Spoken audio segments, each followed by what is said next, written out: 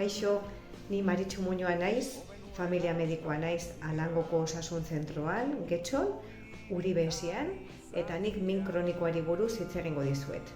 Hasteko, minaren fisiopatologiaren berrikuspen bat egingo dugu, txikia. Gero, ikusiko dugu nola gure eguneroko konsultetan min kronikoa duten pazienteak artatzerakoan askotan erabiltzen dugun ezagutza lesio akutsu baten ezagutza dela, eta ez min kronikoarena. Eta orduan gero bukatzeko ikusiko ditugu zeintzuk diren eguneratutako gomendioak min kronikorako. Eta gero Alasne Pinedok jarraituko du.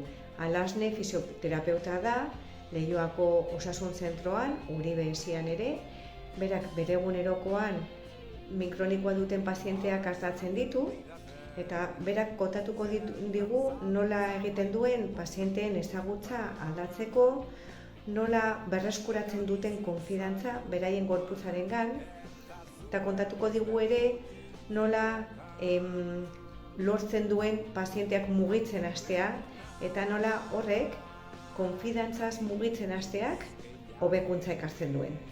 Gustatuko zaizuelakoan gaude, eskerrik asko, agur!